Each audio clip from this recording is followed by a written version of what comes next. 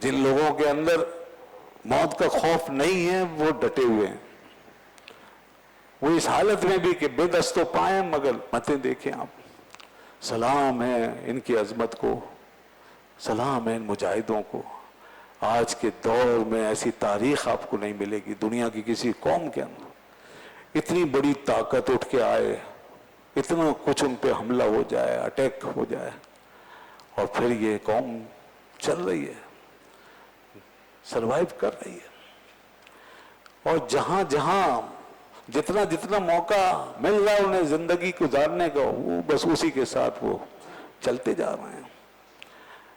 ان کے ذہن سے آگے مستقبل اور یہاں کا عیش و آرام اور یہاں کی یہ زندگی کے ٹھاٹ باٹ یہ سب نکل گئے ہیں، سب خواب انہوں نے بھلا دیے ہیں. وہ بالکل ایسے تیار ہیں کہ ٹھیک ہے اگر ایک لمحے کی زندگی ہے تو ایک لمحے کی صحیح ہے، ایک دن کی ہے تو ایک دن کی صحیح، اور موت جب بھی آئے ہم اس کے منتظر ہیں. یہ ان کا حال ہے اس وقت. یہ صاحب خود جو ہیں اسماعیل ہانیہ صاحب یہ کئی دفعہ کہہ چکے کہ مجھے کبھی بھی مارا جا سکتا ہے، اور ظاہر سی بات ہے اور وہی ہوا. تو یہ قربانیاں جو 40,000 تک تقریباً پہنچ چکی، پھر بھی ہم کے حوصلے بلند ہیں. اگر اس لحاظ سے دیکھا جائے کہ یہ کیا لڑائی ہے، کیا جنگ ہے، ایک خوخوار طاقت مسلط ہے، مار رہی ہے، مگر سامنے اتنی بے بسی کی حالت میں بھی ایک قوم قربانیاں دیتی جا رہی ہے. اگر اس لحاظ سے دیکھیں تو یہ حقیقت میں انہی مرنے والوں کی فتح ہے، مارنے والوں کی کوئی فتح نہیں ہے. انہی مرنے والوں کی فتح، جو فنا ہو رہے ہیں یہی اپنی بقا کا سامان کر رہے ہیں، اور یہ وہ کالک مل رہے ہیں اپنی ایک ایک شہادت کے ذریعے سے اس خونخوار درندے کے منہ پہ وہ کالک مل کے جا رہے ہیں کہ ساری زندگی یہ اس کالک کو دھو نہیں سکے گا. یہ اب ہمیشہ کے لیے ایکسپوز ہوا. اب تک جو پردہ ڈالا ہوا تھا، جو کچھ چھپا رکھا تھا، اور دنیا میں جو جھوٹا واویلا مچا رکھا تھا کہ ہم مظلوم ہیں. ہولوکاسٹ کی کہانی جو ہے وہ لوگوں کو سنا سنا کے مظلومیت کی داستان کھڑی کر رکھی تھی. پوری دنیا کو، یورپ کو، امریکہ کو، وہاں کی عوام کو، لوگوں کو، میڈیا کو، وہاں کے اداروں کو یہ بابر کر رکھا ہم مظلوم.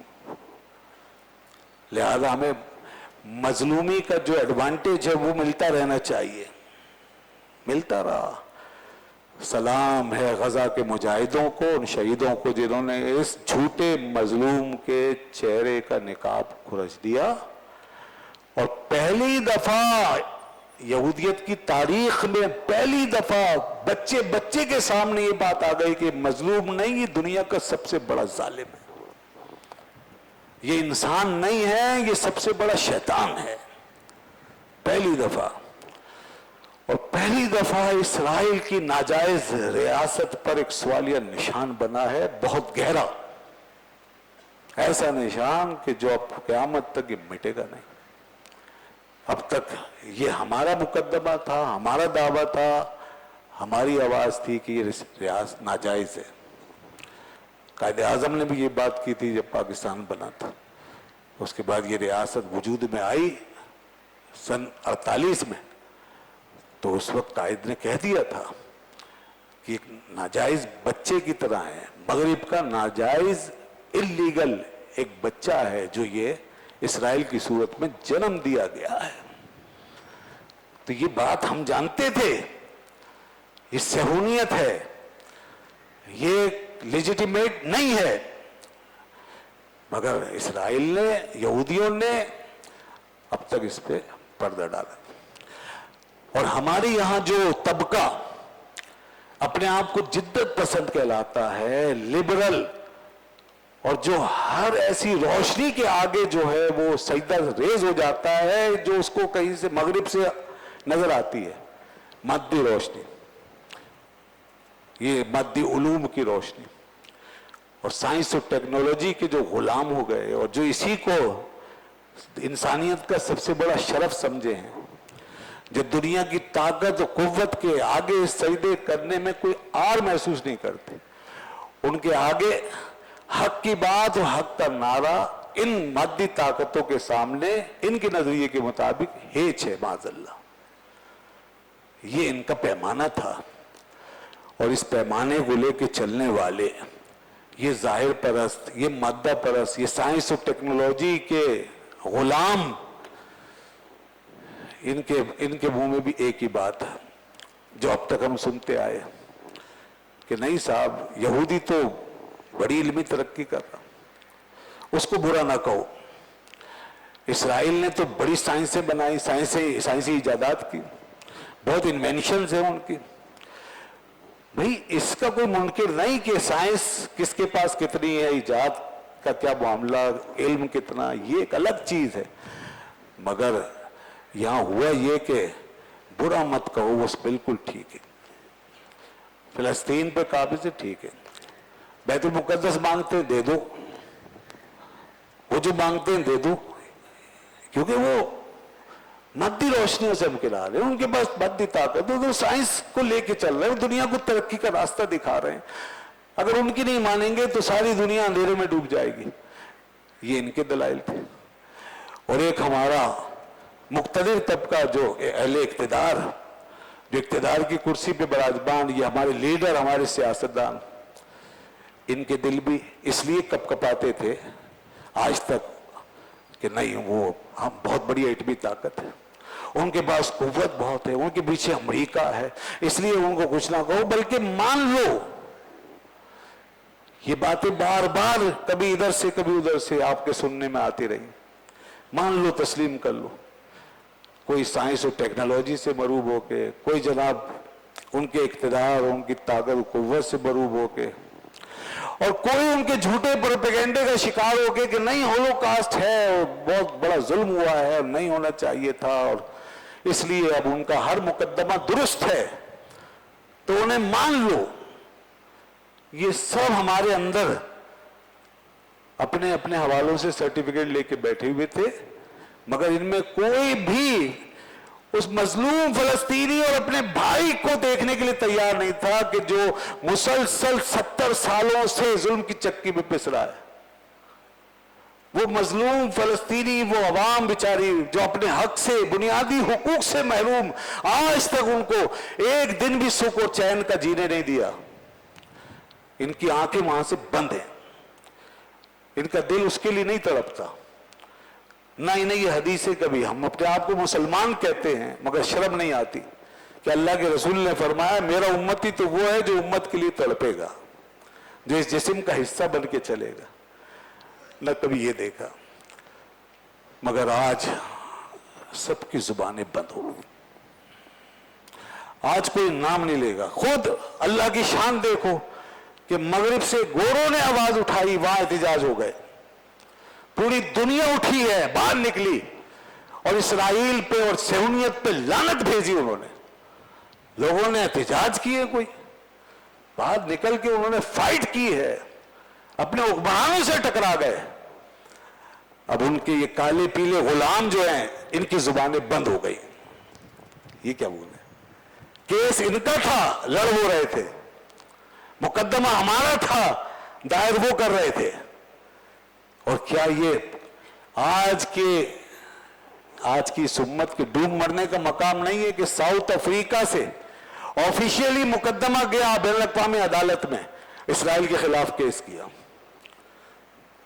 اور کیا یہ ایک بہت بڑا سرپرائز نہیں ہے کہ نیلسن منڈیلا جیسا آدمی جس کا ہم سے تعلق نہ مذہب کا ہے، نہ قومیت کا ہے، نہ اس خطے کا، مگر وہ یہ بات کہہ کر گیا کہ ہماری آزادی اس وقت تک انکمپلیٹ ہے جب تک کہ فلسطین آزاد نہیں ہو جاتا. یہ وہ کہہ کر گیا تھا. یہ اس کا آفیشیل ایک بیانیہ تھا، یہ قومی بیانیہ تھا جو اپنی قوم کو دے کر گیا تھا. جیسے ہمارے قائد نے ہمیں بیانیے دیے، مگر ہمیں اپنے بیانیے پسند نہیں ہیں، اس لیے کہ ہم غلام ہیں. وہ آزاد قومیں ہیں، اپنے لیڈر کا وہ بیانیہ جو دوسرے کے حق میں ہے وہ تک سر پہ رکھ کے چلے ہیں. اور ہم وہ غلام نسل ہیں کہ اپنوں کا بیانیہ اپنوں کے لیے بھی اٹھانے سے شرمندہ ہیں. یہ ہے غلامی کی موت. اس لیے کہتے ہیں غلامی کی زندگی سے عزت کی ایک دن کی موت بہتر ہے. اس قوم کو غلام بنا دیا کہ یہ اپنا کیس بھی نہیں اٹھا سکتی، اپنے حق کو بھی نہیں پہچان سکتی، اور وہ آزاد قوم ہے، اپنے لیڈر کا بیانیہ لے کے چلے اور عالمی عدالت میں انہوں نے کیس کیا اور جیت گئے، اور فیصلہ ہوا اسرائیل دہشت گرد ریاست ہے۔ یہ ساؤتھ افریقہ نے کیا، نیلسن منڈیلا کی قوم نے کیا۔